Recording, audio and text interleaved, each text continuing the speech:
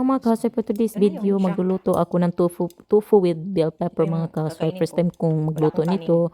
At saka, alam nyo na, hindi muna ako magkarni-karni. Ito lang muna yung aking hapunan. So, samahan nyo ko mga kasoy. Tara na, magluto na tayo. Tofu.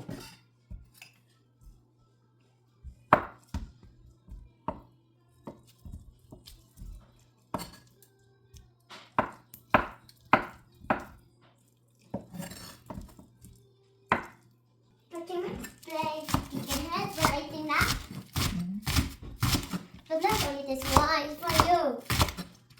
Tapos niya ko nun eh.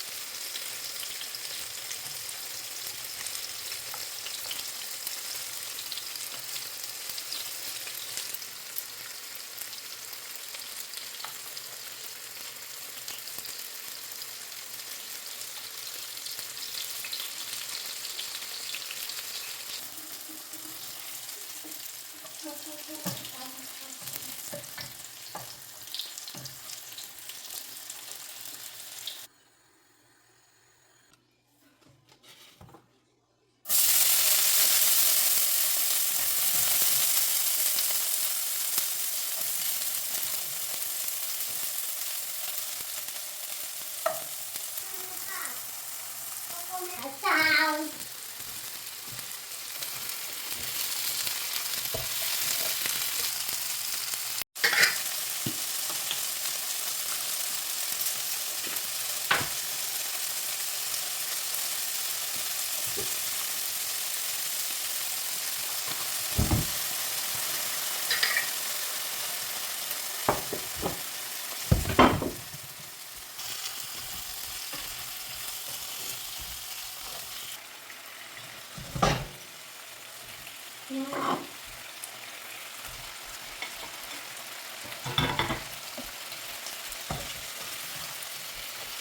Hey, I don't use this one actually.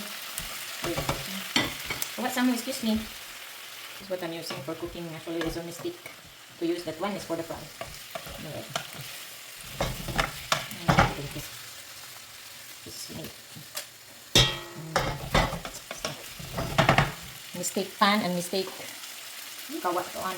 Kawat na. It's a mistake. Karawan.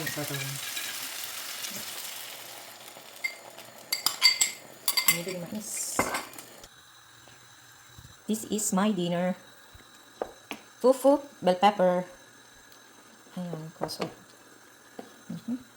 Let them stir creamy. And that's it.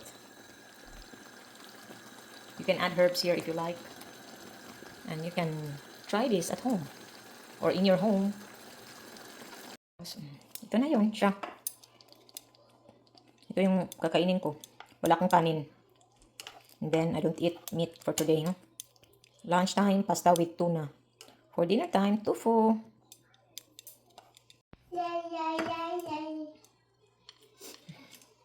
Ipatry ko din sa mga bata kung pagkain ko silang laba. Pero, I'm sure hindi yun sila kakain dito.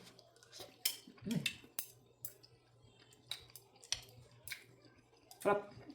Pero, hindi ito pwede sa mga meat, ay karne. Kung gusto nyo karne talaga mas masarap, no?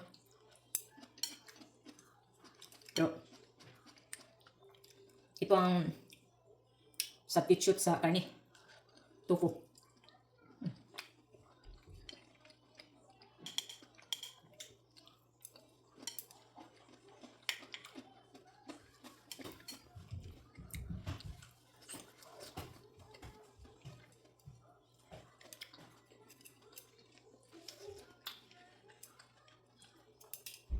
Masarap naman siya. Siyempre yung tofu hindi malat. Yung sauce lang yung mayo asin. And then, kapag nagda-diet ka, pwede to, no?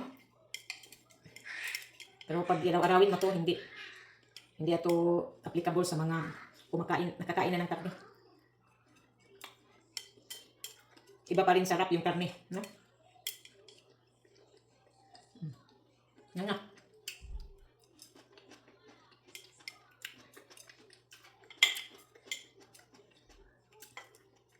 Tufong. Okay naman siya.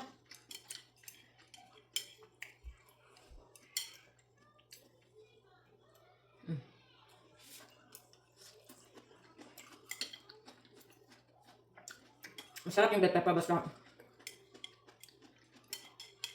hindi overcook, no?